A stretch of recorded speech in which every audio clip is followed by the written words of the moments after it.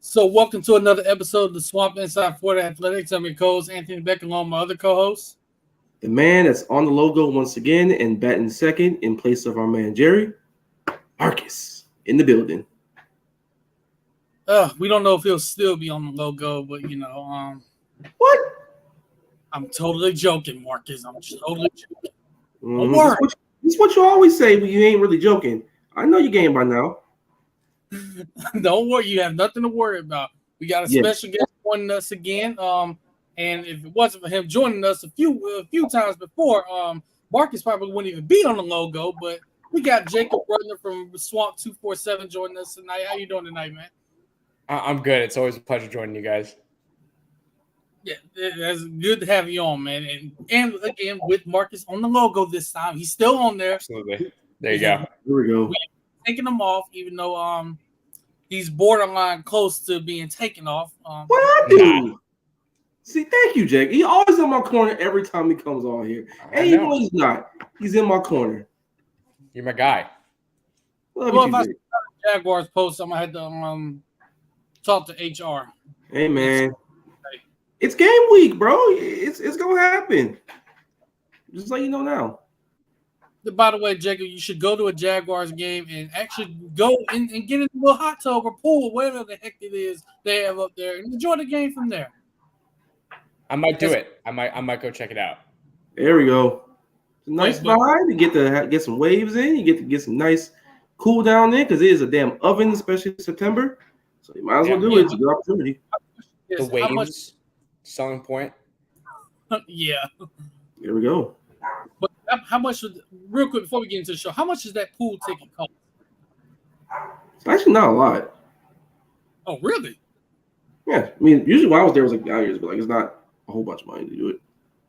Wait a minute. Oh, wait, never mind. My Cowboys don't play there, fortunately, again, so never mind. Won't be doing that. I mean, beat you there. So. But yeah, we got a show. We got a good show for y'all tonight. Well, I wouldn't call it good. I mean, because unfortunately, it's a show. We started the season off with the nail to the Utah Utes. Man, we just when we break this, we're gonna break this game down for y'all and kind of get into the X's and O's of it. But Jacob, I know you were actually there in Utah, so before we even get into the game itself. Is the altitude real? Man, I don't know that I'm in a position to comment on that. They didn't have me running around out there. I got to sit in a seat and write about the game. So the altitude did not impact my ability to write a story. But that doesn't mean it didn't impact Florida's football players, who have to do a whole lot of running. And it is at high altitude. So, how much it impacted them, I don't know. How much it impacted me, I would say none. But I don't know that I'm a great barometer for the impact of the altitude. Right. Yeah, so let's just go ahead and get into the game. And speaking of games, Duke is driving on Clemson right now. Yeah, but let's get into it. Yeah, so simple question. What went wrong for Florida? That's a simple question with a not so simple answer. I think one of the big problems for the Gators was, if we're going to categorize it in a general way, it would be its organization. And whether that's organization in terms of its ability to avoid penalties and to play clean football, whether that's organization in terms of its ability to protect the passer or, create lanes for its running backs. None of those things were, up to par throughout that game. I think that there was, they had issues in just about every single phase. Special teams was a disaster. The defense started off really slow, but, by the time it got up to pace, it was kind of too little too late in the offense. I would say is in the same category. It took all the way up until the fourth quarter to get a touchdown. Florida went 7 consecutive quarters without a score, dating back to last year's Las Vegas Bowl. And so to me, if I had to describe this performance in one word, it would probably be dysfunctional. Oh, we get into one words. If my one word to describe this game, especially on the penalty side of things, shambolic. Because penalties in the game of football, like injuries, are a fact of life. They're just going to happen no matter what, as long as humans play this game, right?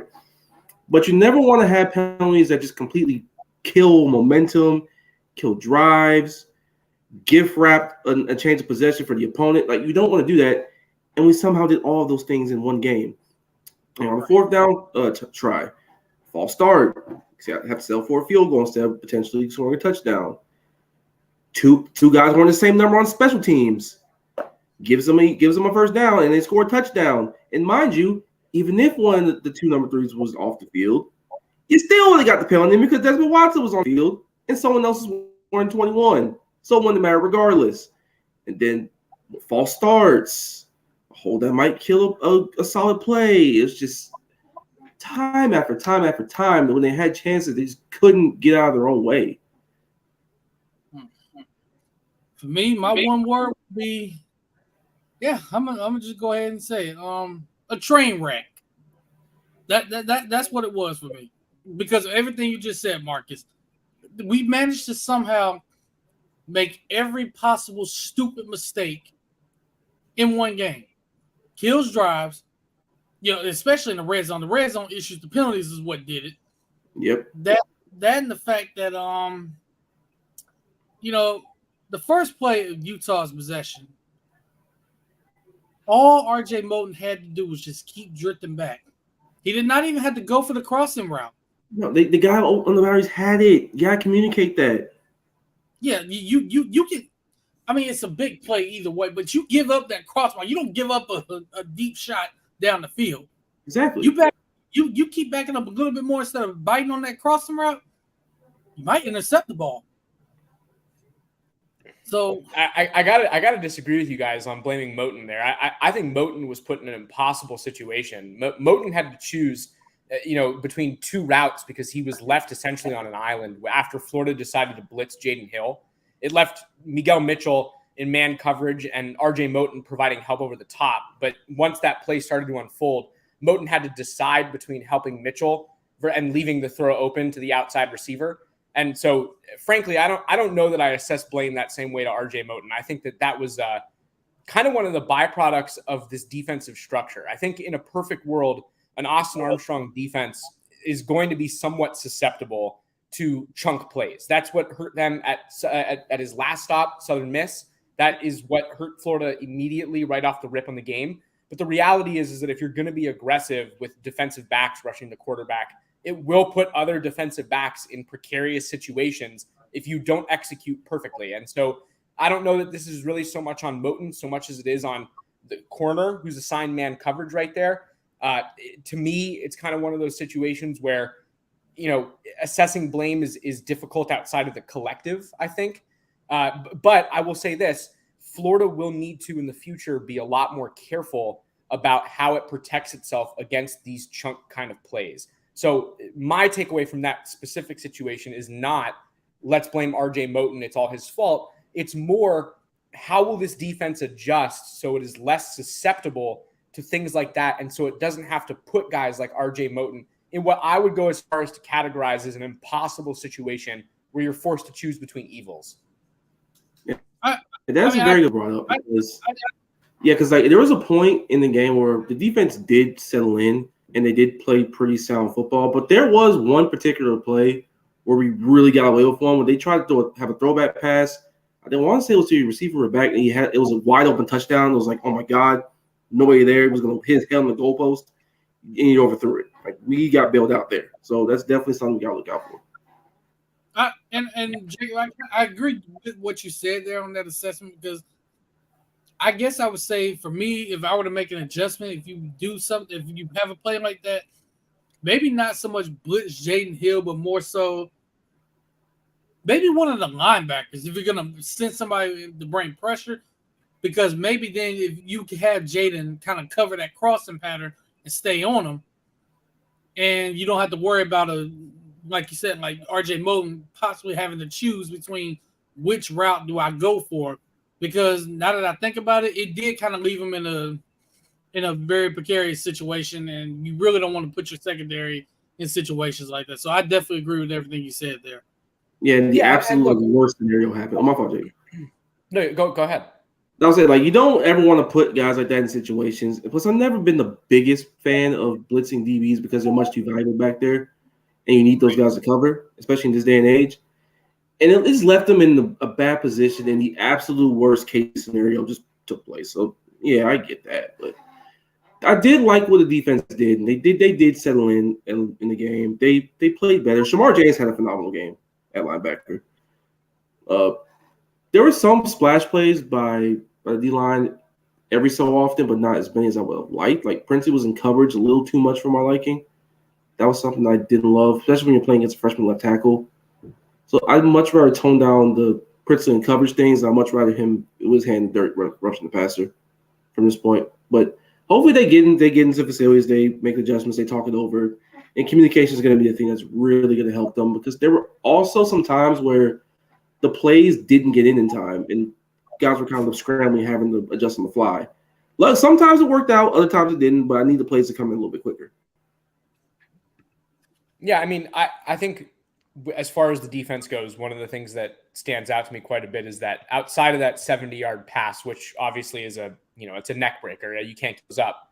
But, to Florida's credit, Florida did not give up another pass of over 20 yards. The next two biggest passes that Florida gave up after that 70-yard completion were for 17 and for 15 yards.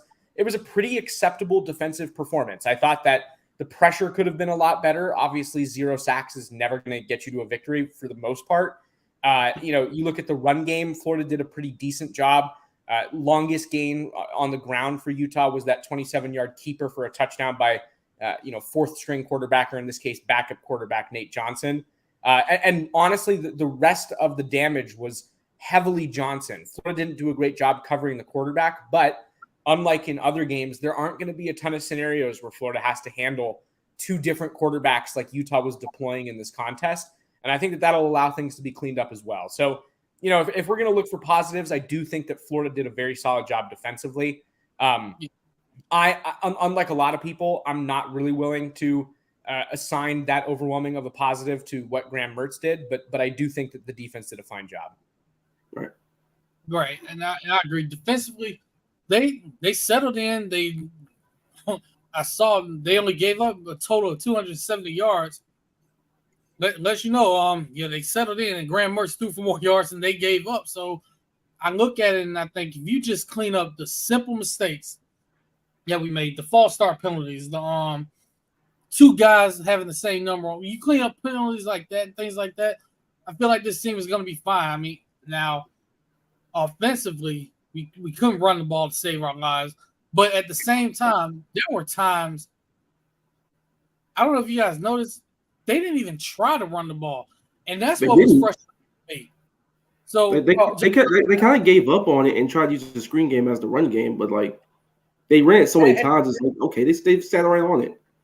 Right. That's going to be a thing that Napier coach teams will do. And I know that that might not be something that Florida fans want to hear in the immediate aftermath of this game. But so long as Billy Napier is calling plays at the University of Florida, there will be a decent amount of run replacement within their offense. And that screen passes, jet sweeps are, something that they like to do. In this game, we saw a lot more than we did previously, but touch passes where the guy who's going to get the ball cuts in front of Graham Mertz and he does a little touch pass in order to get them going. Trevor Etienne had one of those that was actually reasonably successful. So that's not something that I think needs to be avoided necessarily, so much as we do just need to see more traditional run. And I think that Billy Napier knows that. He said that during his press conference today. He recognized that he did not run the ball as much as necessary. But, 2 points to what you guys just said. One, Billy Napier couldn't necessarily run the ball later on in the game because the clock was too far gone and Florida was too far down in the scoreboard. So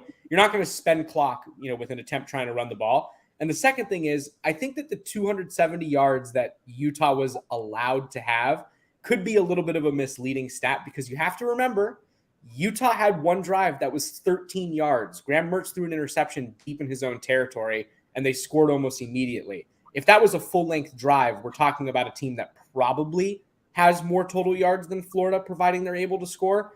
But they had a 13-yard drive in total, which eliminates a certain amount of yardage for them. So was Florida's defensive performance perfect? No. But again, like I said a second ago, if we're going to look for a positive or at least something that was encouraging from this performance, I would say Florida's defense, particularly during the second half. Right, I agree. This is a good question. Why do we act like we have to play either Cincy or Princely? Play both of them on third and long in the pass rush package. See, I agree, but at the same time, I feel like how can I put it? I feel like there needs to be more rotations at the defensive end spot. Like maybe not just rotate a bunch of different guys, just to keep everybody fresh. So, and I'll be honest, I think Princely will play a lot better than he did Thursday night. No, I didn't think he was really effective, but at the same time, there were times he was getting double and triple teamed as well. So we'll see what happens. And do my eyes deceive me, or do I see Jerry trying to load in on here? Is he? He is. What? Crazy. The man Family. said not going to join us tonight, and he decided, you know what? The heck with everything, I'm going to join. So how much trouble left. doing this? No, I'm good, man. The fam left early, so I'm here in time. I thought they were gonna leave a little later, but we're good, bro. We're good. Wish we would. Well, we got Jacob joining us tonight. So Jacob, Jerry, what's going on, bro? How you doing, man? Good. Somewhat. Somewhat. So to get you kind of caught up, what was your assessment of Thursday night's debacle, as I'm going to call it, or train wreck? Dang, I just got on. You gonna ask me that? Oh my god. Well, yeah, the fire. Honestly, man, I felt like we came in pretty unprepared. Honestly, I mean, I get it's the first game of the season. It's gonna be sloppy, but I thought there were some miscues. Getting towards Utah's side of the field, man. We could have converted a few times.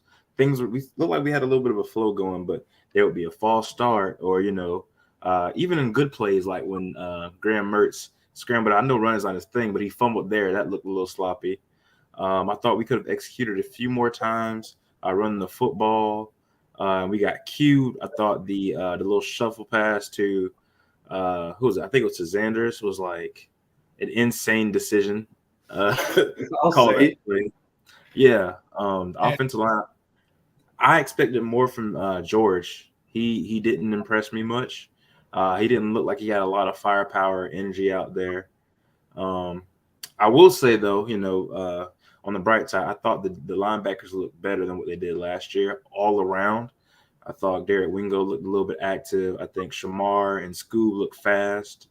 A lot of upside with Jordan Castell, both tackling and in coverage. I didn't get a chance to see a lot of Kamari Wilson out there like how I wanted to. I thought he could have helped a lot in that game specifically. Cersei looked amazing, for a freshman. McClellan looked good out there still. Defensive line, I thought they impressed me. A pretty good job. Moten might have lost his spot like after one play. I don't know. Hey, I don't know. Man. I mean, it was crazy, man. And special teams, that was something I bragged about to y'all when I said I went to practice. That I think it was Mahalik made like 11 out of 12 of his field goals from that exact range at practice, and he completely missed it, at the game. So it was a lot, man. And I think we had to look at and dissect. So it was tough. I was a little upset, not surprised too much, but just a little upset. So yeah. It was what it was, man. It was tough sledding there, but I will say the times that Trey Wilson actually did have an opportunity to touch the ball, he made the absolute most of it. He got like 8-9 yards on the first touch he had, I want to say. He looked explosive. He looked every bit the natural runner and speed and space guy they all said he was going to be.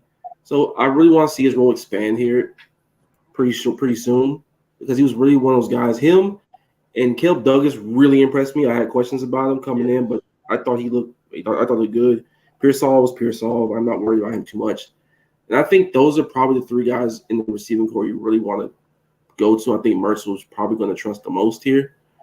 And Khalil Jackson had a nice catch here also. I want to shout him out a little bit too. Mm-hmm. But the receiving core, I don't say work in progress, but there are guys that you want to pick three guys out the lineup and say, these are the guys I want to trust. These are the guys I really want to get the ball to. And everybody else, you can feel you roll in from there. For sure.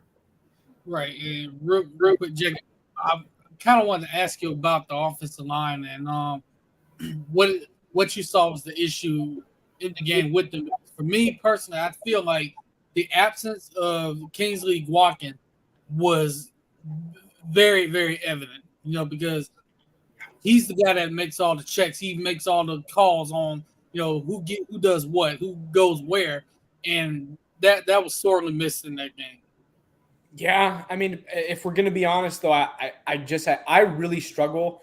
This is like when we were talking about safety before you joined, Jerry. I don't necessarily think it was fair to assess the blame to Moton, and I explained that because it wasn't Moton's fault that play got to where it was at. Moton had to make a decision.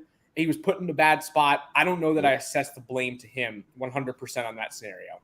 It's the exact same way that I wouldn't assess the blame to Jake Slaughter for the offensive line's performance, because the reality is Jake Slaughter wasn't even grading out as the worst guy on the offensive line in that game. Austin Barber played a far worse game than he did. Damian George played a far worse game than he did. I believe Austin Barber was either Florida's second lowest or lowest graded player in the entire game, according to PFF.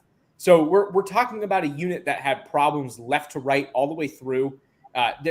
There wasn't really a clean performance throughout that group, in my opinion. And so, again, do I assess the blame to one person, or do I believe that Kingsley's absence was what single-handedly influenced what went down? No, I don't think that that's the case, nor do I think that that's fair to a guy like Jake Slaughter, who, just in reality is the backup center, and he's the backup center for a reason. And so, could he have put together a better performance up the middle for Florida? Maybe. But at the end of the day, this was a failure on Florida's front in general. And so I just, it's hard for me to assess blame one way.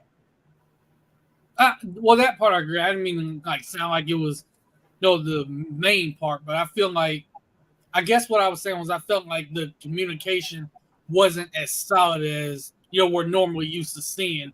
So, I mean, and I get it, Jake Slaughter is his first career start. So, I mean, he played about as well as he could play. I mean, going against that defensive line, he really did not play too bad of a game if you really think about it. For me, I do agree Austin Barber could have played a lot better.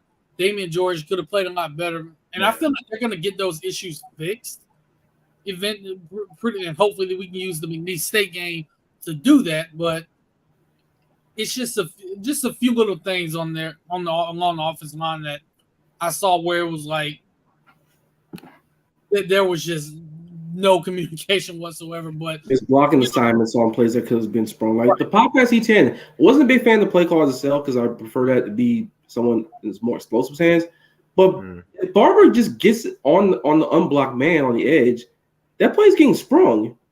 So, just little things like that. If you just do your assignments, then some of these plays, they're like, oh, why are we doing that? Why are we doing that?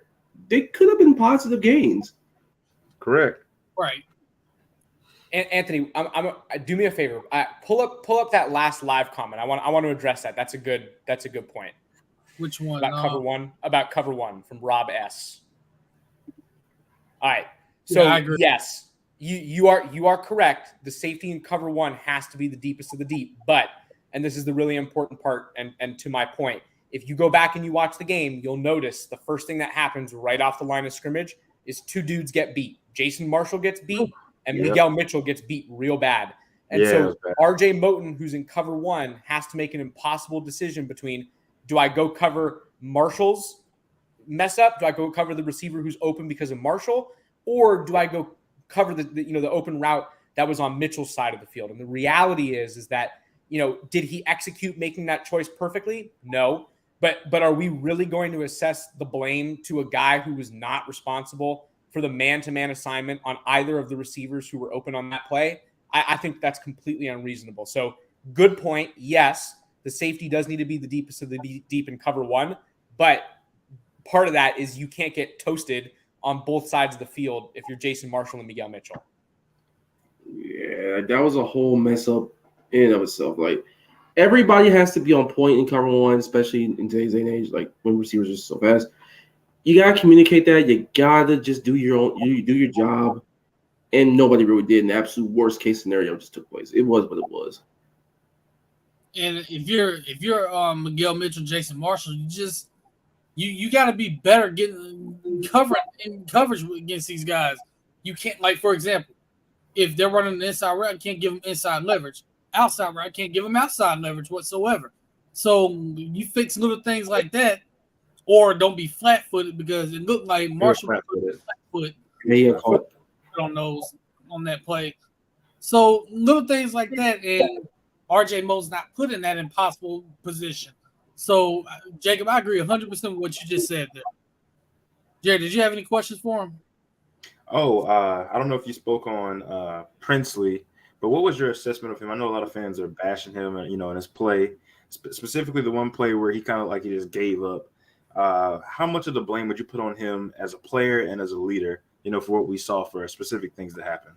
Yeah, I think it's a good question. I think that Princely absolutely needs to perform better than he did. He was pretty much a non-factor throughout this game, and at times, as you pointed out, I think that he was part of the problem, not the solution. So, when I personally go back and I evaluate a game, you typically fall into one of three categories. You're a part of the problem, you're relatively neutral, so you're not necessarily influencing the game in either way, or you're a part of the solution, meaning that you're a productive force on the field. I thought that Princely jumped back and forth between non-factor to somewhat of a negative impact. You mentioned hustle on a couple plays that was pointed out by the national level of media throughout the week, and that is certainly a play that he'll probably kick himself for when he watches the film. Am I concerned over his performance? No, I really do believe that Princely has what it takes to be a very positive force for this defense. I think that he's a talented player. If I had one concern about what we saw from him, it's probably what he looked like in coverage. Just a step slow. It was tough to kind of recognize things. I think of that double pass immediately. If his responsibility is to cover that receiver, that actually doesn't change no matter who's throwing the ball. The double pass should not have caused him to hesitate. So when they went to the other side of the field and a receiver was behind him, that dude's beating him, whether it's a single pass straight from the quarterback, whether it's a double pass trick play like it was. And the only thing that prevented a touchdown was a bad throw from a wide receiver. So for me, that's probably my biggest area of concern. But as far as his ability to rush the passer goes, I'm willing to chalk it up to just game one, and we'll see what happens as we move forward. Yeah, that was my thing about him in covers. Like, the system is the system, and the assignments are the assignments. But Princey should not be covering anybody, man. It is what it is. But I think that's like, another thing. You have to look at the personnel out there and kind of figure out and assess how can we put guys in the best position to be successful if you're a coaching staff. Like, I think a guy like Searcy, the guy can move. I think he'd be better off in coverage probably than what a guy like Princely would be. I think Princely's still adjusting. He dropped weight. Like, he's still trying to figure out how to utilize his body, at that weight, at that size, being that lean. So it's a lot that goes into it, in my opinion. Right. This is a good question here.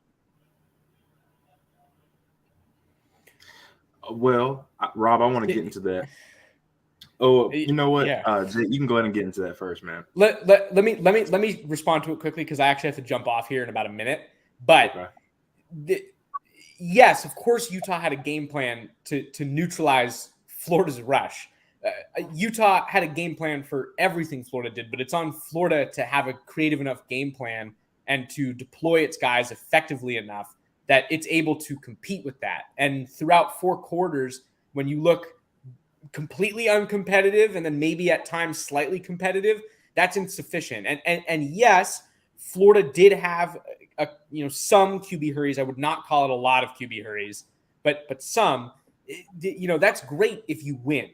Some QB hurries to me is a stat that's dependent on the result of the game. You can rush the quarterback, but if they're still effective, they're still able to score enough points to be able to beat you.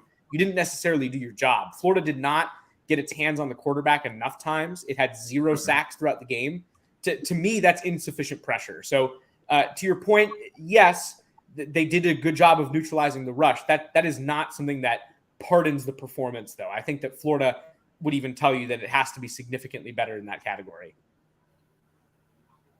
Right. And Jacob, we know you got to head off here in a minute. So we appreciate you for coming on and taking the time to talk with us. But real quick, two things. Number one, let's get a score prediction for the McNeese State game. And two, let everybody know where they can follow you and read your stuff. Score prediction. I haven't really thought about it, so you're going to be the first to get one. I'm going to go boring. We're going to go 49-7, 49-10. 49-10. McNeese gets a field goal too.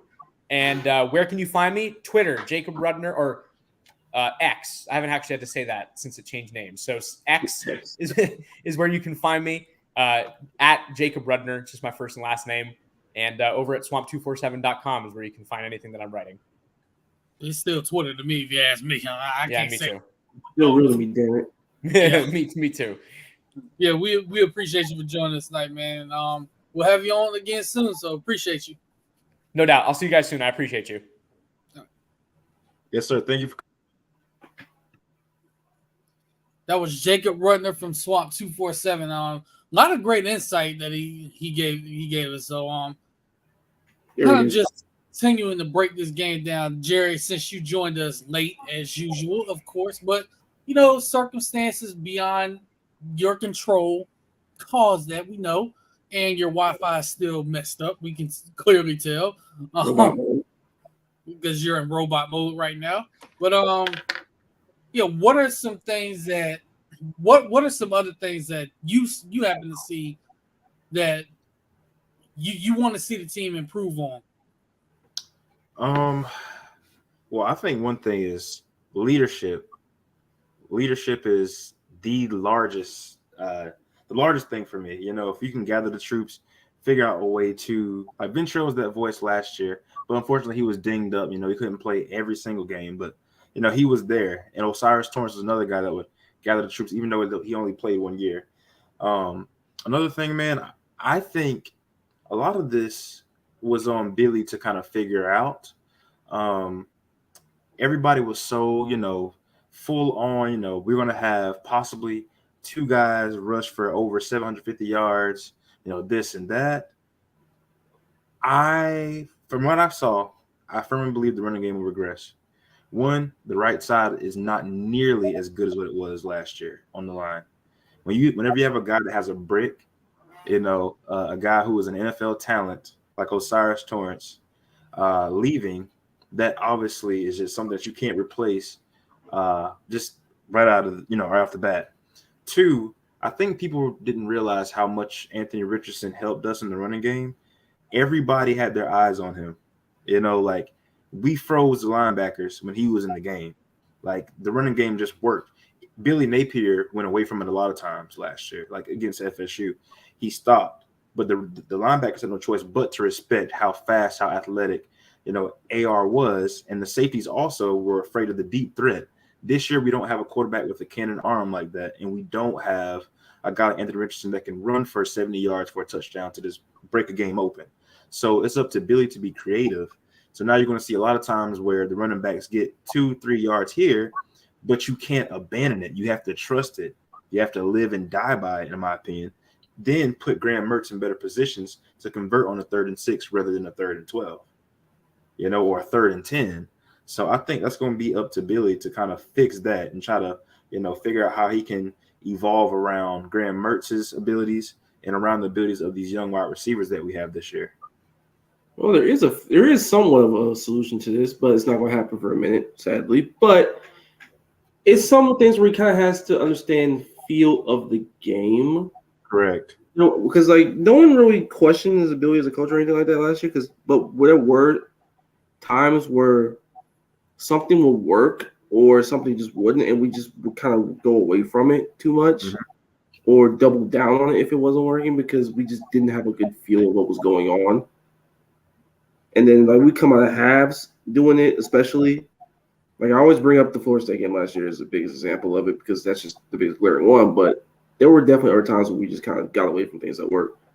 And here we just abandoned a little too early. I get why, because the line struggled so much. So we can't completely say bad play call, but some of the things that he did, Yeah.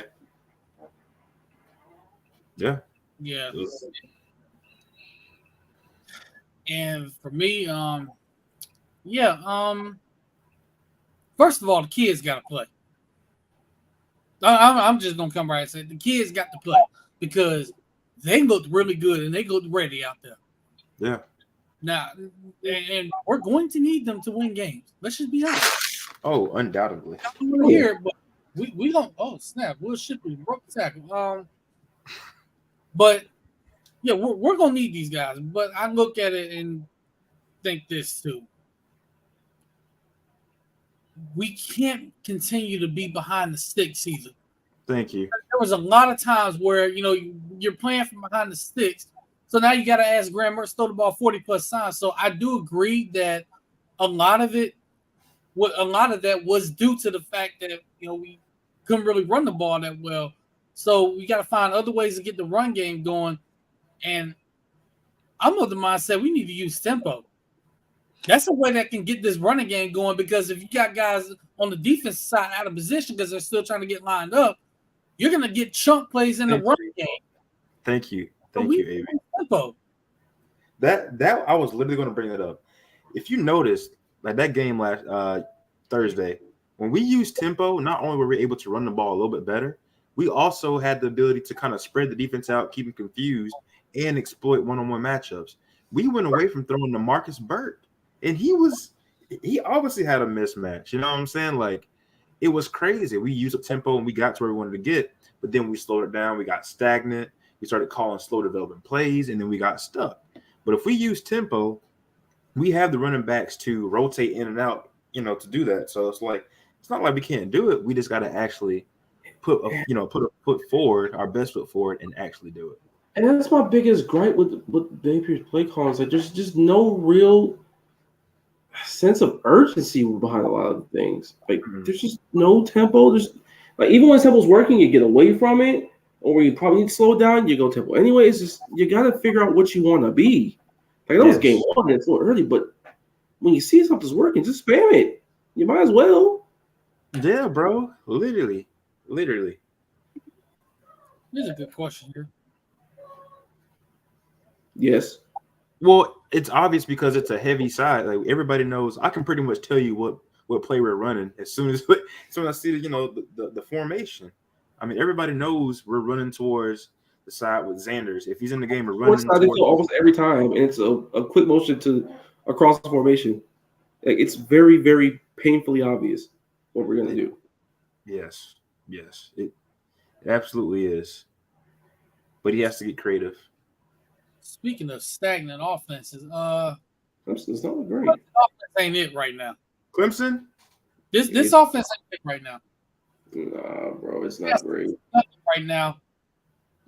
So we're gonna keep an eye on that game and see what happens. Duke's defense is legit, but another thing I noticed really, and it was more on the defensive side of the ball. We didn't really bring a whole lot of pressure in this game. Now, the times that we did, give credit to Utah, they got the ball out quick. Oh, snap. This may be the break that Clemson needed right here. Dude. Punt. That's why you played a muff punt, got the ball back deep in Duke's territory. But I noticed we didn't bring a whole lot of pressure, but credit to Utah when we did. They had plays where the quarterback's getting the ball out of his hands quick. So it wasn't like they weren't winning. Like Princeton, when he had one-on-one battles, he was winning. He was actually winning those battles. That's what a lot of people don't look at. I looked at the game within the game. He was winning a lot of his one-on-one battles. Yeah. Times where he quote-unquote disappeared was when he was getting double-teamed or getting chipped. And I think he tried to, well, I don't know if he should have been on Twitter doing this, but he was trying to basically explain that. But everything he was explaining, I saw that. One-on-one battles, like he was dominating that battle. He really honestly was, but they were getting the ball out quick. So, but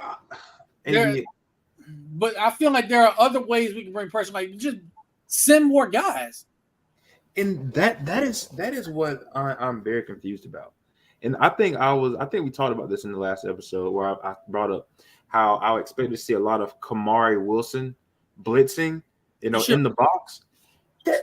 I didn't see it. I didn't see that. I mean, there was a lot of, us just sitting back, letting things happen. and letting the tight end slip behind us. And the quarterback had all day at times to be able to find the guy open down the field. And you got to give credit to where credit's due. Whittingham, he developed the game plan for us.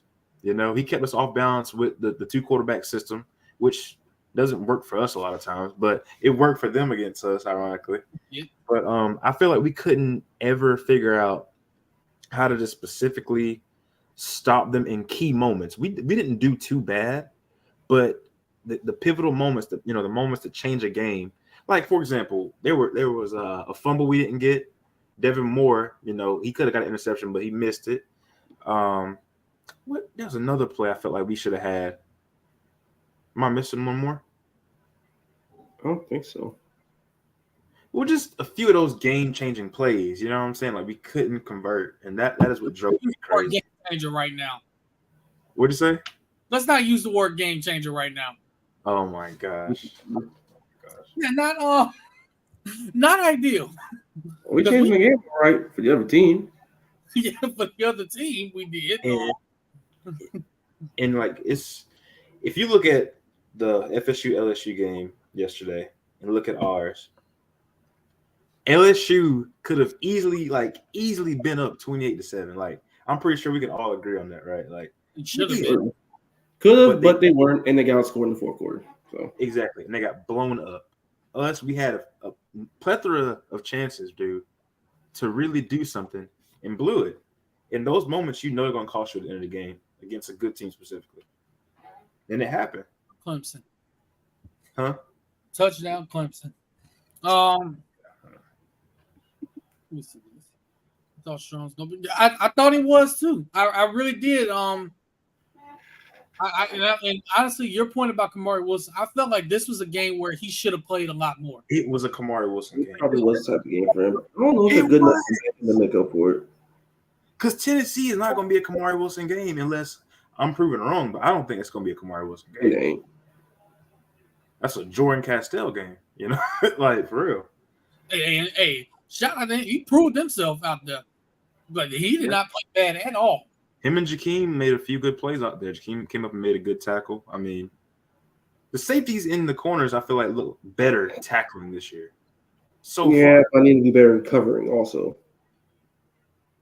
They do well. They weren't terrible for the most part, except for that first play. But for the most part, they weren't horrible. If you think about it, I need better than not horrible though. That's my thing. Bryson Barnes only threw for like 159 yards. So it wasn't really the game, but their game was where you just get out quick and just steal some damn yards and mostly run it though. So I mean, it wasn't going to be a big showcase of throwing around the yard anyway. Well, they won the third down battle. We were atrocious on third down. I think it was 1 for 13. It was bad. It was bad. They weren't much better. They were 3 for 13. Yeah. So I mean, neither team really did that well on third down. We just made the stupid mistakes in crucial moments. 3rd and 1, 4th and 1, false start. 2 guys out there with the same number. If I see that again this year, somebody getting fired. I don't know who fired. Somebody getting fired, and that's gonna be my job at that point. Mr. Game Changer, Mr. Bobby from King of the Hill. Yeah, that job is mine if I see that again. I'm just telling that Billy, hey Billy, man, I don't care who you interview, that job is mine. That's not even the most embarrassing special teams thing we had. You're like, y'all remember on the missed field goal, bro? We had 8 guys in the field. Oh my God, I didn't realize that, bro. Yeah, 8 guys. 8 guys on the field when they were attempting the field goal. Shambolic, bro.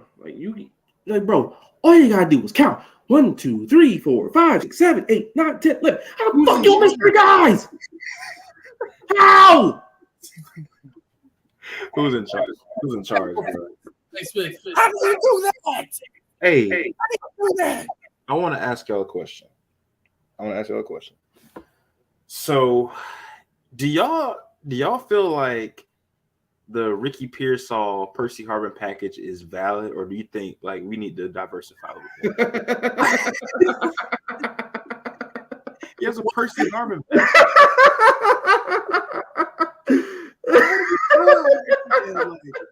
I love Ricky. We gave him a Percy Harvin package, bro. Hey, man. Hey, oh, you being serious about that? Huh? You being serious about that? Well, That's a real question. I'm not saying this, they call it Percy Harvin package. But this guy, we have him everywhere on the field, and I feel like he used to be running routes. I mean, like you're taking him out of the damn route tree doing that shit, first and foremost. And one, that shit don't scare nobody.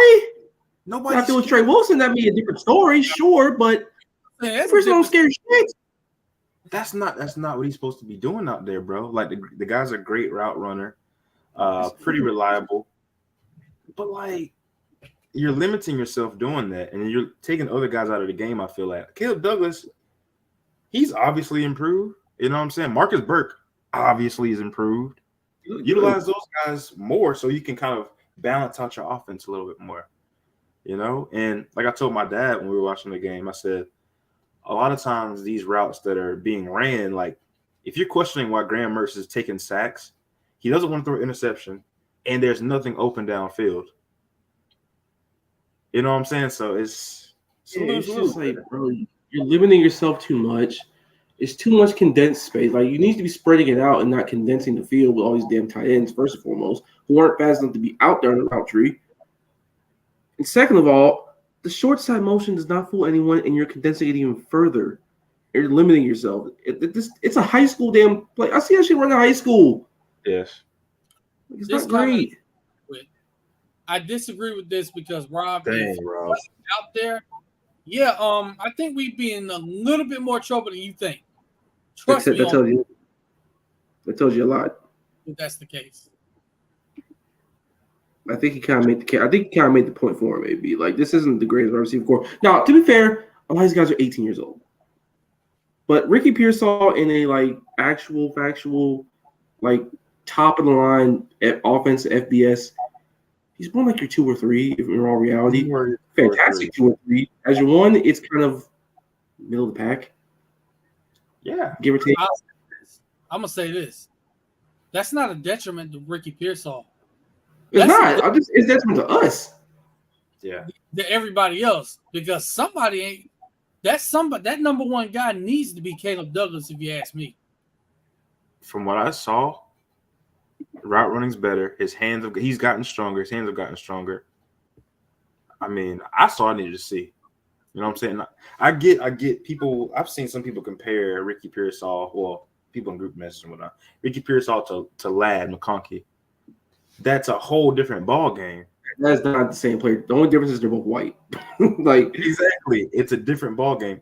Plus, if you have the offensive line to give the quarterback that much time and you're keeping people off balance, sure.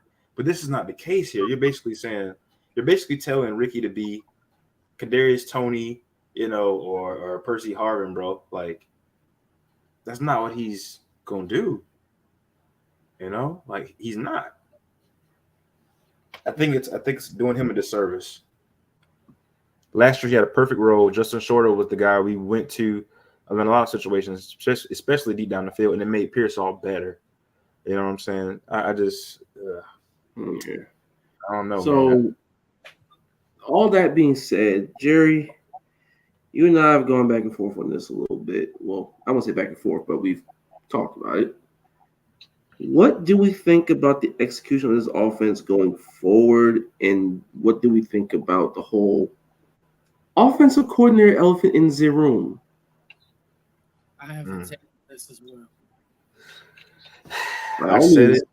I said it September 3rd, 2022.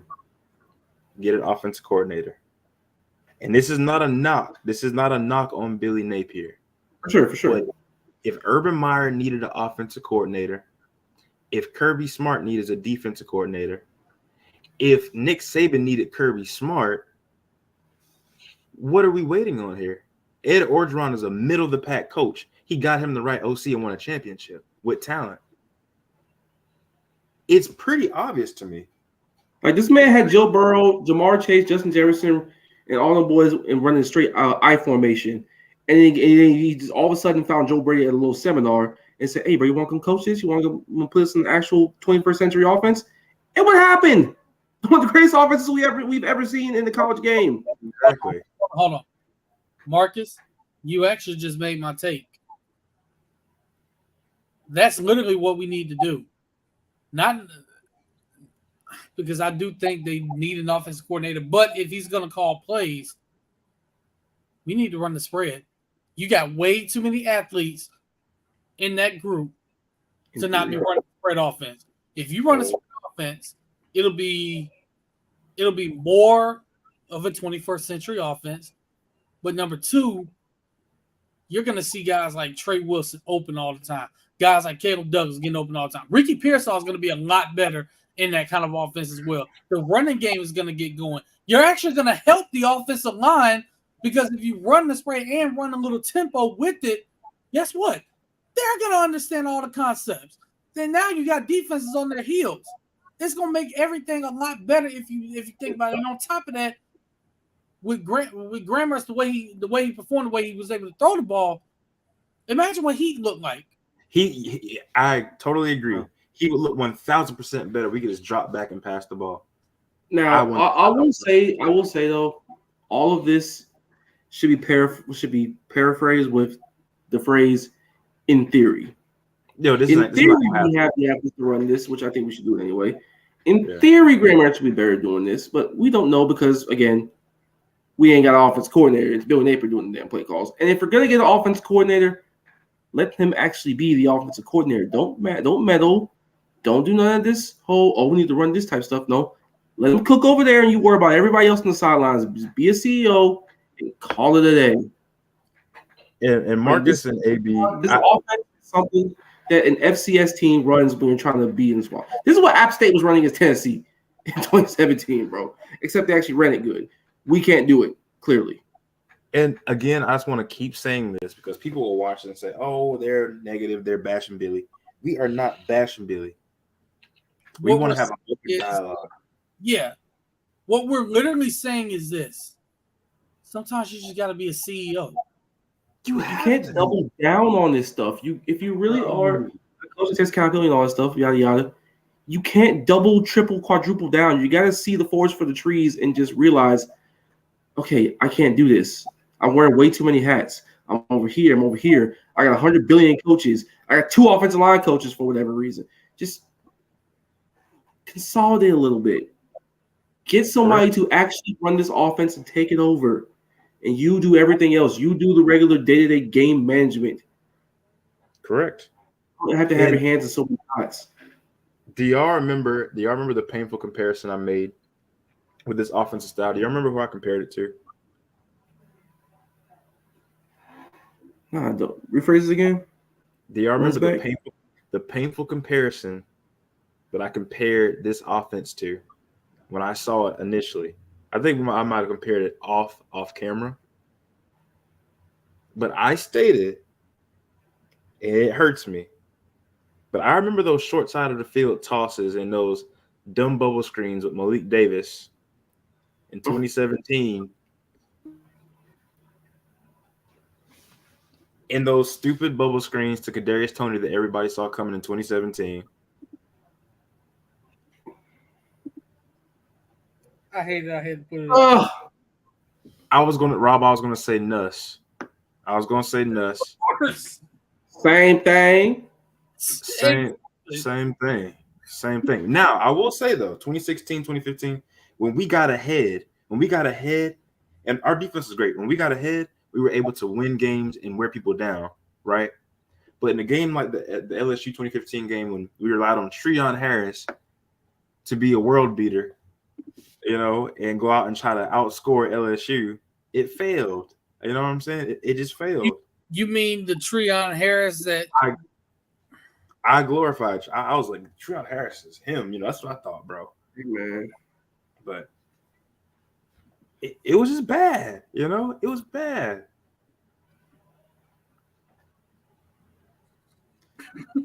He should be. He should be, bro. He should be. But I gotta wait to see this year play out. I just don't need him as a play caller no more, bro. It's time to pack it up. It is. I'm sorry. And get an actual special teams coordinator, please. Yeah, none of this game changer bullshit. See, that's my bigger concern right there. And on top of that, You know he's not an on the field coach. Oh, brother. Yeah. He's Yeah. not. No, he's not. Why? For what? Why? Right, bro. Okay, Billy. You got 100,000, 50, 11 coaches, man. You don't need this many, first and foremost. Second of all, if you're going to be out there, put them on the goddamn field so you can know what the fuck's going on. That's just that you can't have oversight like that. Like, you just can't. Oh my God. You have all these damn sets of eyes, and nobody saw them had 2 freaking numbers on the damn field. 2 pairs of it. No one. Not even you. Not even the coordinator. That. How do you What do are we that? doing? Fuck! Like, what are we doing? I hate that I had to do it. I'm sorry. Like I got to do it. I got to turn this up and I got to do this. I had to do it because you know the moment itself calls for it. If I can find it, I should be able to find it very soon. But I just don't know, bro. And I'm tired of people comparing us to X, Y, and Z. Like, I understand the process with Norvell and Kirby Smart losing to Vanderbilt year 1 and all this. That is not the same. I don't want anyone even trying to make that comparison. I don't want to talk about it right now. here's the question, y'all. What are we doing? What are we doing? What? Like what? Seriously, what are we doing? Why are we doing the things that we're doing when it comes to special teams? Why? Nigga, you might need to contract this fucking army. Fuck this army shit. Bro, if you I don't That it's just the fact that I mean, I understand the concept of why you have 2 offensive line coaches. I get it because you want to put an emphasis on 2 offensive line coaches right now is not working. One of them, honestly, pick one and go with one. And then get an offense coordinator. I agree with that part. Why do you even need 2 offensive line coaches? What to do what? They're gonna be an extra lineman out there on the field? I agree. Like, what we doing? Like, what are we running over every time? Christ almighty. Because Go ahead, Amy.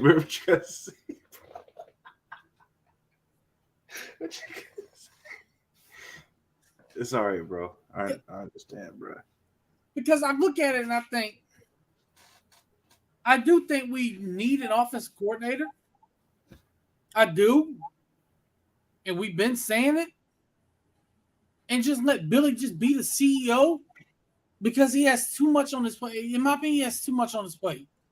But, like I said, if he's going to call plays, you have got to change the style of offense that you're running right now.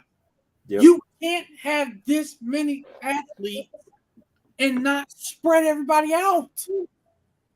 I don't need 70,000 tight ends on the field for 3-yard dump offs that contribute to a vast majority of them 333 yards, bro. I don't need that. You're doing yourself a disservice. When you got Odom and Xanders out there, they're not going to do. Imagine you line up Ricky Pearsall, Caleb Douglas, Eugene Wilson, and then you can put out your tight end if you want to, Livingston, or maybe even, Xanders. But, like, you will do yourself so much better utilizing your talent like this. You know what I'm saying? I think you're doing yourself a disservice just having 1 or 2 wide receivers out there that, like, let's be honest. I love Khalil. I love those guys. But, like, who are we scaring right now? Us.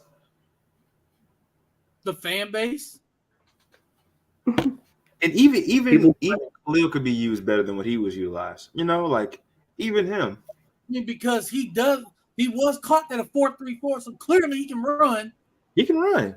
But we would never be able to tell it, though, because they're limited by the play calling. You know what I'm saying? And Billy, the University of Florida is not a school you can come in and just have a boring offense. You know, that's just not who we are. Yeah, we're gonna win more than 24-3. Let's not get carried away. I hope we win by, you know, more than 21 points. Okay. Rob. Why not use? We didn't use phrase jars. We did not use phrase jars, bro. This is my thing, though. Because if Billy's going to call plays, Steve Spurrier right there, ask him for some help. Like, my goodness, I mean, the man's got a Heisman, he's got a national championship as a coach. His statue is outside the damn building. I mean, to be fair, though, to be in complete fairness, I wouldn't do that because one, just hire a damn coordinator your damn self. Two, just hire the coordinator your damn self. For three, why the fuck you call plays in the first place? Why do you think it was gonna work? But this is what I'm saying. If you're going to call the plays, like there's somebody you can go to, bro. Like scrap this and this, add this, and like it's not. Nobody gets any. This is in life. Nobody gets anywhere without help. Like, let's just be real. Nobody's Anthony. Anywhere without help. It doesn't make you any less of a person to ask for a little bit of help. That's what I'm saying. I'm not on the whole like Iron year 2 thing, but not delegating and not getting yourself a coordinator and not fixing the most obvious problem that you have on your coaching staff is going to get you fired sooner rather than later, Billy. It really will. You cannot be proud of the University of Florida. Like literally. Just seriously. And everybody. That's damn. I ain't even gonna say his name. And I love Billy. I think Billy's a stand-up guy. I want to see him succeed, but you cannot let pride get in the way. Not having an offensive coordinator in the SEC is, and you know, he said he wants an army. It's like having an army with bow and arrows and no guns. Right. You have it's like having an army and none of your commanders. You're not doing anything. And the truth of the matter is, I saw Florida State's defense last night. I saw how fast they were. We always see Georgia's defense. And heck, we even saw LSU's defense. When you play these teams, bro, none of that bullcrap with Odom or Xander is going to work. It's not going to work, bro. And you don't have a guy that can run a 4.4 and jump over people and throw the ball 80 yards, you know, praying that something can happen to save you. You know what I'm saying? You have a quarterback that has some talent, will make mistakes, but has some talent. You got to find a way to make him a somewhat successful quarterback. You have ETN, who was, in my opinion, is going to make it to the league, be a really good running back. Montrell Johnson going to make it to the league, be a pretty solid running back. Find ways to make these guys better. I mean, you have to. Yeah. Because what we saw Thursday night, and I get it, is one game, and I've been saying the entire time we got to stop overreacting. It's not just how we look, but how other teams look as well. Because it's just week one. We don't know how these teams are going to look. We don't know how anybody's going to look after 1 week. We can't declare, oh, this team's going to be terrible and this team's a national title contender after week one. Let's just be real. We can't do that. Because think about it. We beat Utah, and we was lying our asses off. We were lying. We're doing it right now still. We have there. And what happened? I just want to be honest. I went to the Utah game last year. I sat there. I was underwhelmed by the performance as a whole. I thought Anthony Richardson looked like Superman. Other than that, I didn't like what I saw offensively. And I said, like a shitty team out there. Like, Anthony Richardson was just a walking cheat code. He went number 4 in the draft for a reason. No one was tackling him out there on Utah. They didn't see nobody run that fast in Utah before. No, that's the reason why we won the game. That essentially that is what won us the game. And let's be honest, we were an Amari Burney miracle, once in a lifetime play away from being distraught. You know what I'm saying? Like, And keep once again, like we played a second, third string quarterback. They didn't have Keithy, who murdered us last year. They missed 7 starters on defense, 7, and looked like a more cohesive unit overall than what anything we tried to do. Well, let's be honest. When we had Alex on the show last week, he did tell us they had a lot of depth too. they got depth. And let me give Utah some praise. Their defense, not only are they pretty talented, they're disciplined. They are a disciplined group. And the crazy thing is, don't break. And this is the crazy thing. I went on with them last week with the what are they called?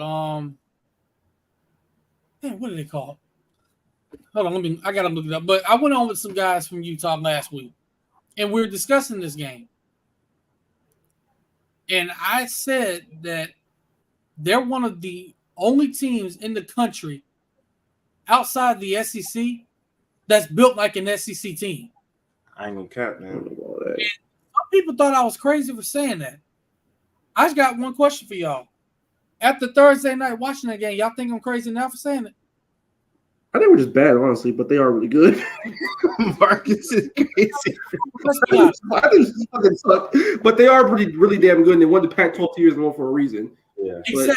Yeah. They are physical. they got some big dudes. There's a reason why they beat the life out of a very talented USC team last year. And their defense also stunk. Yeah, but Like, we saw who was more physical and who wasn't. yeah. Kind of, you kind of. I only got one question though. Coach, I still trust Jake Slaughter? Still who? Still what? They still trust Jake Slaughter? They still believe in him? They do, but it's obvious. Why? Starting for. It's obvious that he's starting for a reason. I'll say that. Yeah. Oh, we built depth. What did I say last week on the show, though? What did I say last week about I that? know he said, depth is great until you have to use it, which is true. But But I'm gonna say, I'll say this: Kingsley not being out there hurt multiple ways. Number one, because you didn't have your starting center.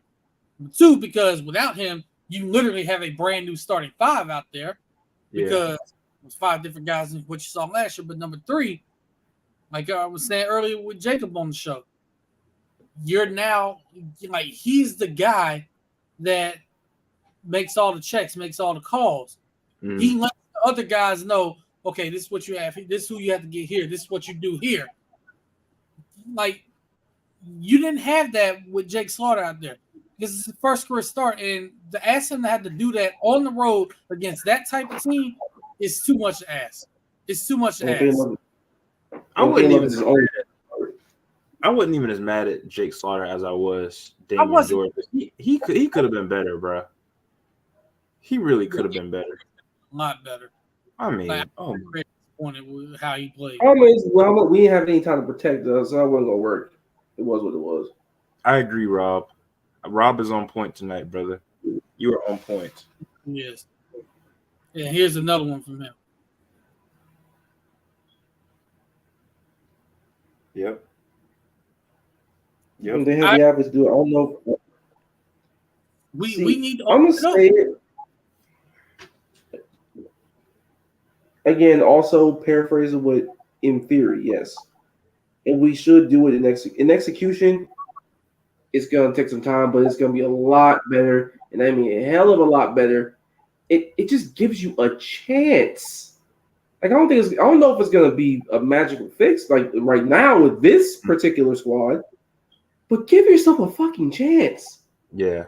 Like don't condense the field so much to the point where you really have no options, and you have Grant Mertz out there who, respect to the man, he did okay out there. He didn't look like he wasn't a complete disaster. He didn't throw up on himself. But you don't want to throw him 40 times. And in this Billy Napier offense, considering the statistics and how our win-loss record when we throw 30 plus more times, it's bad. You don't want anyone doing it. I don't care who you got back there. Didn't AR have like 400 or 500 yards against Vanderbilt and we still lost? We stunk when we threw for that many yards. We just weren't good. Tennessee, we lost. I mean, it's just. There was no chance in that game. that was more on the defense, not the offense. Well, yeah, that's true. That's true. So, yeah, we can't exactly blame the offense. I mean, we had some semblance of any kind of defense that game. We win that game with AR throwing for 400 plus yards. You know what? I know we're ranting about offense, and I could do this all night, bro, ranting about offense because that was just about this whole team in general. Let's kind of shift over to the defense. Yes. Yes. How do y'all feel about that? Position by position? I mean, how are we feeling? Defensive line, they're physical and they're bigger and they look like an SEC offense. They'll run like an SEC. They're big and they're physical and they play the run well like an SEC defense. They don't run and don't have the wiggle of an SEC defensive line that it needs to be to succeed at a high level. Linebackers, I had questions about coming in. Y'all know, but Shamar Davis played great, so I'm pretty confident in him. Duke looked okay. Wingo was fine. Toronto Mitchell, no. I'm not. It ain't it. Not great, not bad or anything like that, but that is a special teamer, bro. But we knew going into the game that how they like to utilize their tight ends and how they like to do certain motions. It was not going to be a Mitchell game. Like no. In the secondary, again, we're starting the true sophomore and the true freshman back there. In the back end safety, it struggles. Jason Marshall, good, but I think we overrated him a little bit. Just a first round pick, Cowboy, right?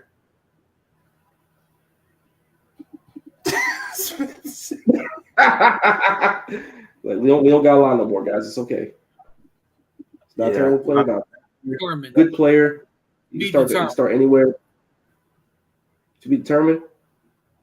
Sure. To be determined. But we're gonna find out. Okay. The calls need to come in a lot quicker. We need to be a little more creative in what we do. Honestly, I like Scoop. I like Scoop, Shamar, and Wingo. I mean, that's just me. So. Wait, which Mitchell? We talking about Miguel? Or? Yeah, which Mitchell we talking about? I think Toronto Mitchell. I think we're talking about. Probably Scooby should start. Yeah. Yes. Yeah. Yes.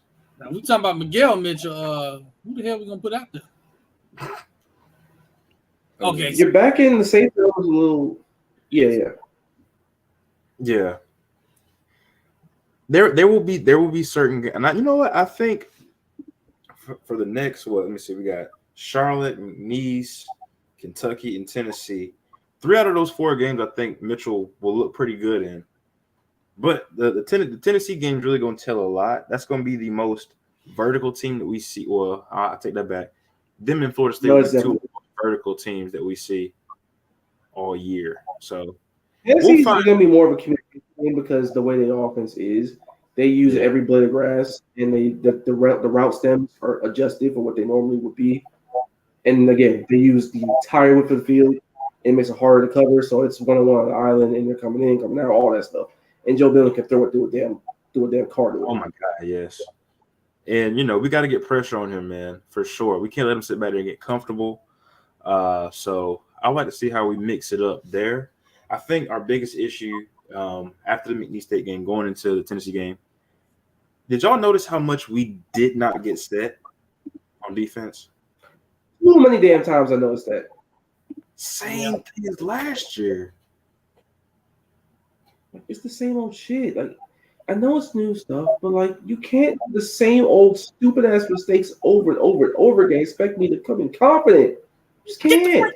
Get the plan. Lined up. Make sure everybody's out where they're supposed to be, and rock and roll. This shit don't need to be complicated, bro. It don't.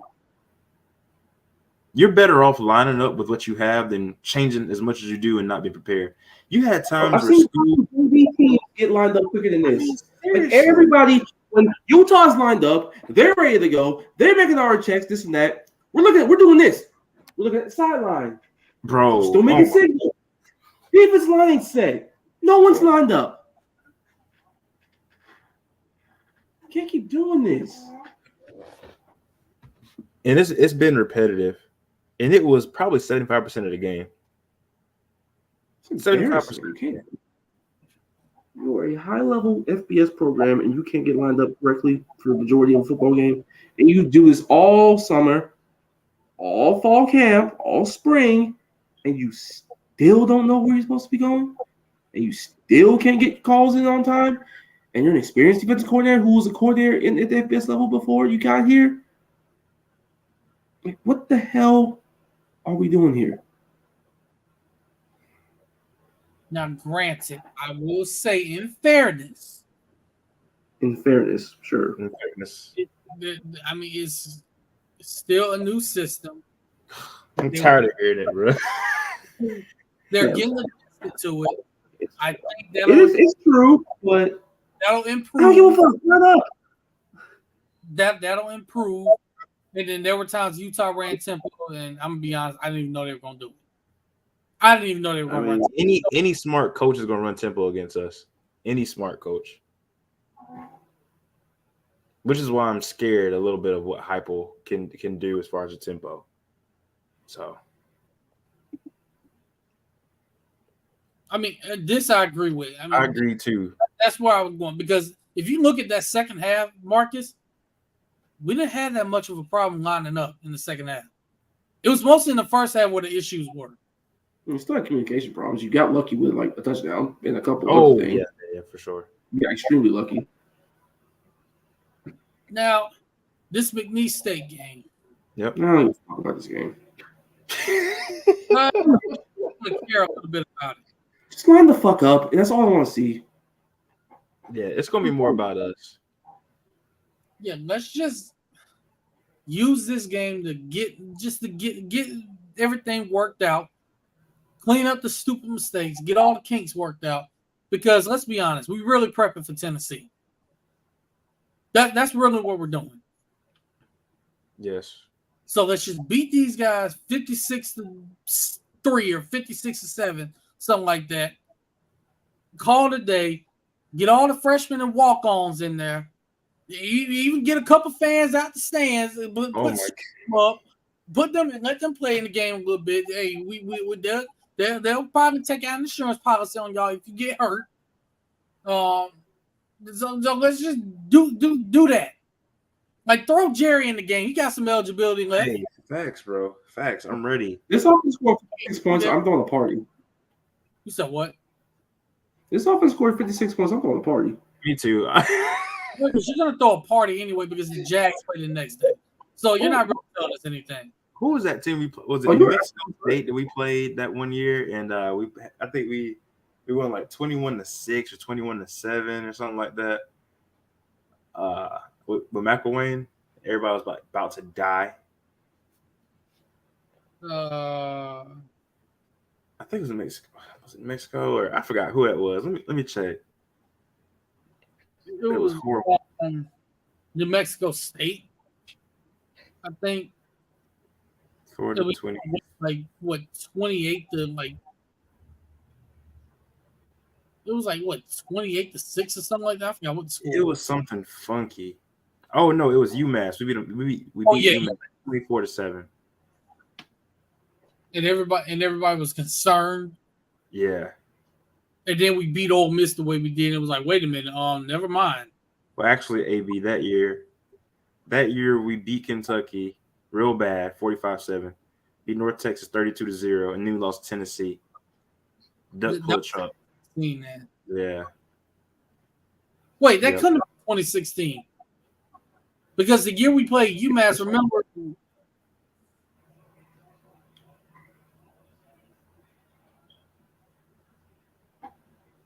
Oh wait, yeah, it was. Yeah. Because I know we played. Oh, that that was New Mexico State. In New Mexico State in 2015. That's what it was. Because you remember the Treon Real Greer saga? Everybody was trying to figure out whatever. But we all know who the starting quarterback was. Yeah. But yeah, wow. Man, I'm gonna be there in the next state game, get a little feel good. But I can't stress enough how important. I say we're going 2-1 in the Utah, Kentucky, Tennessee 3-game. No, AB had us going 7-0. Well, Jerry, if you didn't say a darn word in the first place, you wouldn't have jinxed us. Look, man, 2-1. Just don't predict no more games. What are you with jinx, AB? Just look at this team. It's like the jinx. I think maybe Jerry's curse is the problem. what did I do? Maybe Jerry was trying to prove. I don't know. It's Can he do anything against McNeese State this week? No. It's fucking state. No. I'll say make field goals and line up properly, make field goals. Yeah, that. Be better on special teams. That's what Like I was it's you can score against McNeese freaking state. If you can't, then literally, what are we doing here? First and foremost. Second of all, just line up correctly, make adjustments, just look like a functional team, and maybe I'll lie for a week and say we could beat Tennessee this year. I don't know. Give me something I can work with. Still Tennessee defense is improved. So did y'all watch Tennessee? I did. You want to know what my assessment was? What's I that? already know what you're gonna say. Tennessee's pretty good. They are good. They did look good. Virginia's freaking bad though. They're bad. I mean, Brennan Armstrong literally left for a reason. He knew. He left for a reason. He knew. Let's just say that. He knew. I will say honestly, that in fairness to Virginia, that team is still reeling as well. Yeah. They're gonna run 3 players that were killed last year, this Saturday, actually, in their home opener. So, so just continue to keep that program in your prayers, by the way, because and shout out to what was his name? I think his name is Mike Hollins. Shout out to him coming back playing after being 1-1 shot. So shout out to him for working his way back and playing. Yeah, so, man. Wow. Shout out to him. Prayers to him and his family as well. I mean, absolutely. That remarkable recovery, man, because I know that was scary.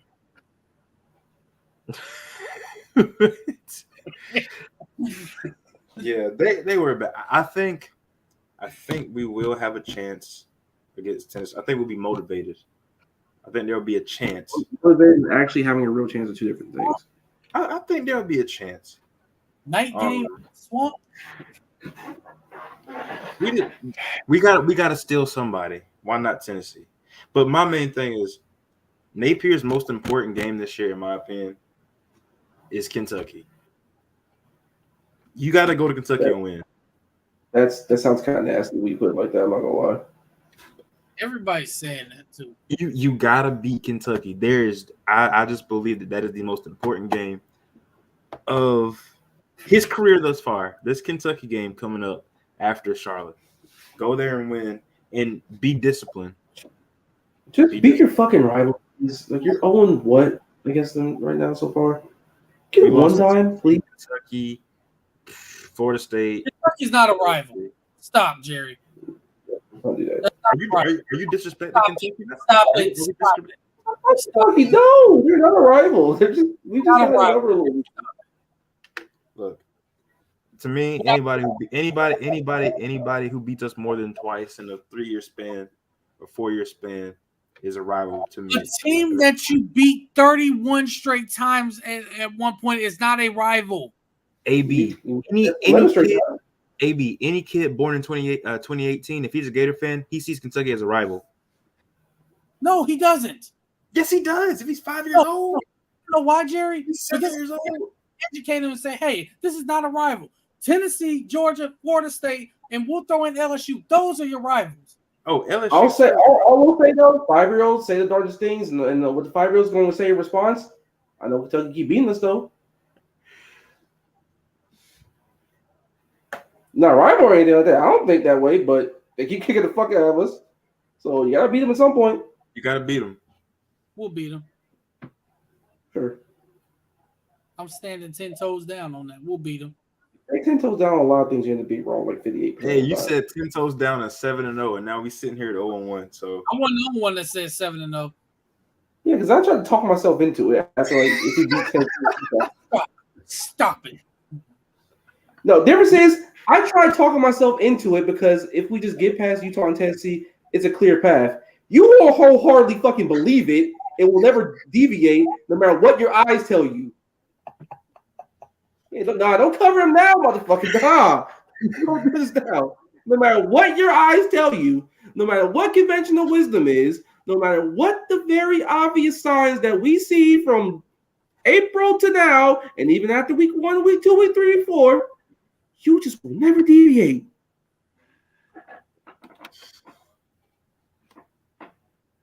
I'll deviate. 6-1, now. right? You'll say 6-1. Hey, I got to now. We got an L. Look, bro, look. It's a long season. We gotta take it one game at a time. We gotta pray that we beat Tennessee. And then we gotta go take care of business on the road. After Charlotte, beat Kentucky. I will say this. I got a comment on it. First of all, let me fix this. There we go. I disagree with the first part of this comment for one reason. Utah's defense is significantly better. No shit. But I will say I agree with the rest of it. You do have to use your athletes against them and not run what we were running. I do agree with the rest of it. I will say Kentucky might have better athletes, but not be as disciplined as a defense. Do they? They might. On defense? Utah got enough. Dude, them dudes. Bro, you know, every year Kentucky got somebody. You'd be like, who is this? You know what? Dominating right Weaver's now. still there. So don't you get that for Jerry. Like, I already got to get on Cam from get the Cam. Jackson Smith. Hey, Jackson. hey. Hey, whoa there, Tiger. I got to get on the Cam, and I know he probably watching this. I got to get on him because he did the same thing. He did the same thing that you did. I need y'all to Twice, get names correctly. I'm gonna need y'all to stop doing that for y'all get canceled. Y'all gonna get everybody canceled. Now ain't nobody gonna buy the merchandise because you done said something out of line. But anywho, man. This is gonna be a long season. Whether good or bad, we still gonna be stressed out every game. So long season ahead. Well, no copium will be here. Nah, we letting it all out, bro. As we've been doing for the last 2 years. This is officially season 3 of the Swamp Inside Florida Athletics. So here we are, bro. Here we are. Season 3. Same thing, same pain. Same thing. It eventually gotta improve. Why not this year? It happened this year. Can we break the 6-win mark finally on this show, please? Yes, Please. we can. I don't know. Is that Arkansas I talked myself into is not looking all that crazy right now. If we're like, yeah, I think we definitely will be better. I think we will be better. I don't think we'll be 1 for 13 on third downs anymore. That happens again. Yeah, I don't think we're gonna screw up a lot like that anymore. And I look at it like this: the overreactions to Week 1 are at an all-time high right now. Florida State win the national championship. Florida's gonna finish. Yeah, I think Florida State's can say that much. You said what? I think Florida State will contend. I know that much. I think Florida State will contend for sure. I mean, they're a good team, bro. They are. Whether you want to admit it or not, yes, they are. Unfortunately, their outside threats are nice. I will say this. Let's be honest. Let me ask y'all a question. Did the media overhype LSU just a tad? I knew you were going to do that. No, because the reason why I asked is because I looked at the fact that their secondary was basically new. And I also looked at the fact that you still got to replace Keyshawn Butte, regardless of what shenanigans went on during certain times. Yeah. That's still a lot of production you got to replace. Yeah, you get Mason Taylor back, but other than Noah Kane, who was playing running back? Like, we didn't know who was playing running back. You replaced, I think, a starter along the offensive line. Yeah. The offensive line had some new starters. They used Harold Perkins completely wrong That was last. terrible. That was. I will say that was terrible. What doing there? And I don't know if y'all saw what I put in the group text, but did you see where their starting secondary came from? Oh yeah, I saw that. They sure as hell look like it too. Well, look, man. Look. All I'm saying is they may have been all right a touch, but somebody here picked them with their entire chest to beat at Florida State comfortably. Well, because I didn't think that they were gonna quit. Yeah, but now all of a sudden they lost the game. You're like, are they overrated? Like, don't do that. They're pushing the narratives. No, it's a legit question though, because I'm not the one asking it. I'm not the only one. I'm not the only one asking this question. They brought back possibly the best linebacker in the country, brought back a talented quarterback, in Jaden Daniels. They got Neighbors back, so it's like, and what's the guy name? Mason Smith. He was out. He didn't play. Taylor. Taylor. He didn't play. That was another. That's the tight end. Yeah. By the way, the 18. I forgot 18's name. That boy's a monster. Hold on, real quick. I got something to say about this Mason Smith thing. The NCAA, y'all can go to hell. Oh my God! Because come on, man. Yeah. Suspend this man. Stupid. Look, we in the NIL circuit right now, man. Like, come on, like, what are we doing here? Who's not taking quote unquote extra benefits? Let's just be real. Well, come on. Well, we know LSU is due for a suspension or something every year coming to the season, even mid-year. I mean, this is how they've been lately. He got hurt early in the game, tore his ACL, and then this year he's suspended for the game. Yeah, that was terrible, bro. But no, I don't think they overrated LSU much. I just think Florida State was a more disciplined team. They fought to the end, and that's why the score was the way it was. I mean, but I will say this. Me personally, I had LSU in the top 10. I didn't have them to number 5 in the country. I didn't have them that high. I had them maybe like. I mean, a lot of that had to do with the run they had at the end of last season. Like, they weren't that good at the beginning of the season last year either. They weren't. But then they came into Gainesville. And then flipped the switch. Well, that's what I'm saying though. Like what? Like, I'm just saying. Well, Florida State was pretty good. Florida State played last year too, and outplayed them for the vast majority of that football game until like the end, and they still walked away with it. And they were legitimate. They brought back a lot of guys. Now, a lot of transfer guys, but still, it has some continuity, and they are legitimately talented. And they could not.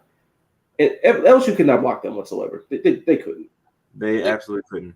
Florida State's a talent. Like, they are a super talented team this year, man. So I think we got to credit where it's due. I think Florida State's probably a top 4 team right now.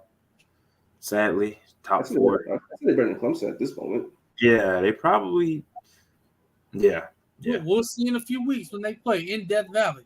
They can have a clear path. That's all I'll say. They can have a clear path. They beat Clemson, and they should be okay. But again, who the hell knows? Their offensive line, which isn't very good, to be honest, could play better in that game. Who knows? Wait, whose offensive line isn't very good? Clemson's. When have they ever had a good offensive line? Case in point.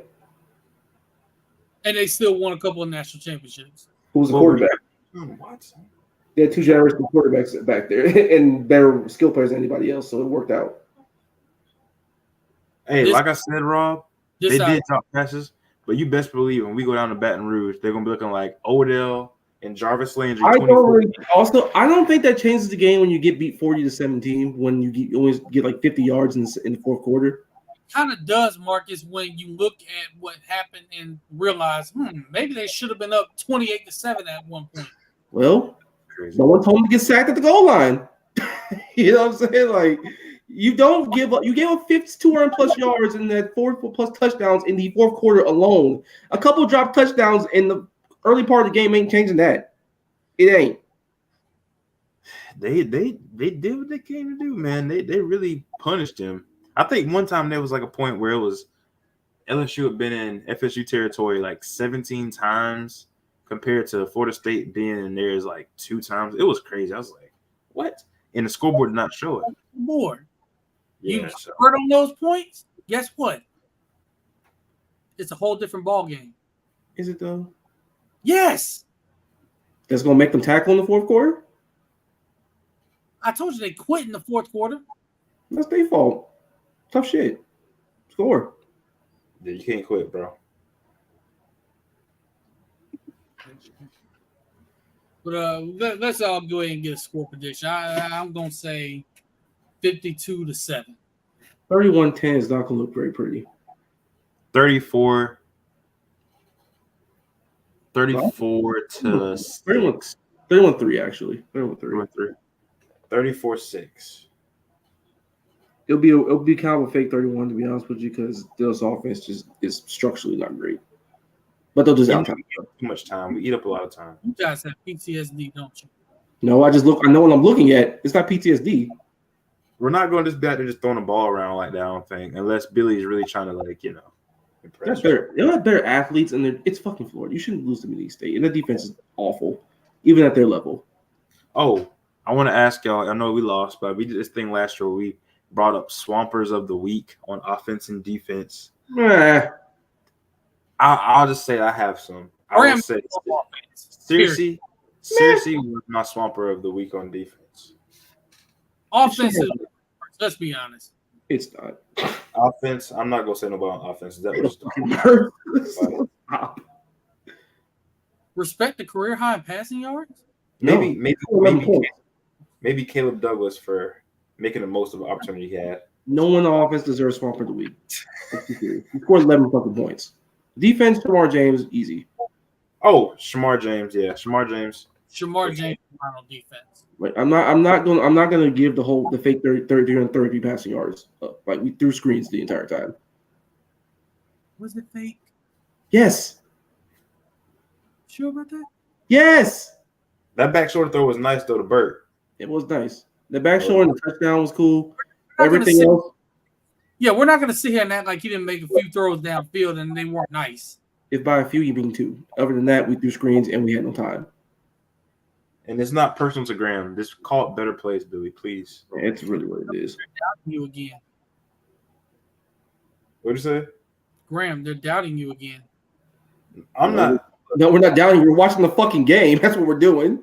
Yeah. He tried his best, bro. He tried his best. I just fucking did. How about that? Marcus is very upset, bro. We had a horrible game. How you know you have PTSD?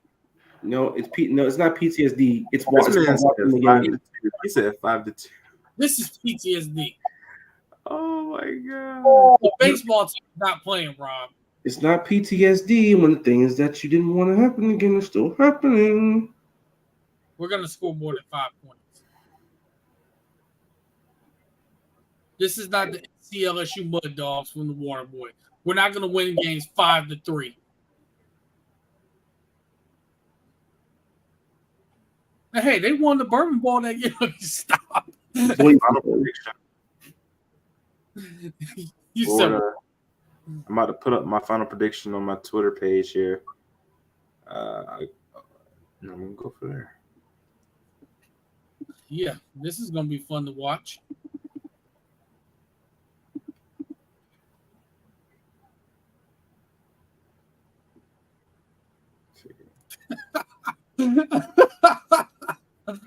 Oh my god, what I just saw. 34. I gotta put this in the group chat. McNeese 6. And if McNeese scores over 10 points, I'm going to be a little upset. Y'all should look at this, what I just said in the group chat.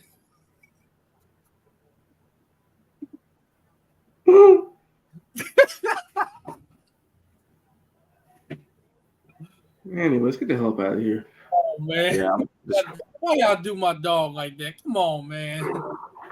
Free Campbell. But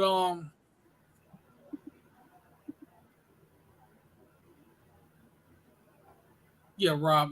And when we're up 14-3 or 14-0, you remember what I said? Maybe 21. But I think I got the song we doing. Do we even deserve a song? No. I mean, here's the song. Here's the song. You know what? This is the song we need. Billy Napier, if you don't get an offensive coordinator.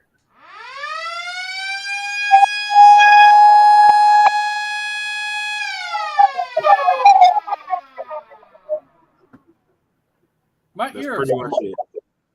My eardrums hurt now. As they should. Man said as they should. That's messed up, man. Well, since we allegedly don't deserve a song this week, Allegedly. I guess next week. Let's end the podcast in pain. Hey, Pain and silence. will be in pain. A moment of silence for the offensive production.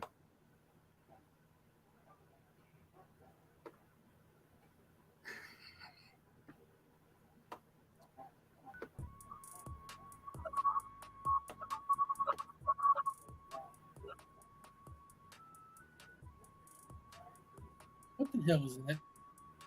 What's talking about, bro? What's talking about, man? What is playing right now? What are we doing here? Gerald. Gerald, what are we doing? I'm gonna find it. I'm gonna find it. I got some loops in here, man. Yeah, we can tell. I'm gonna find them too. Hey, man, find them, bro. Yep, I just did. That's all I need to see. Season 3. Of But yeah, pain. man.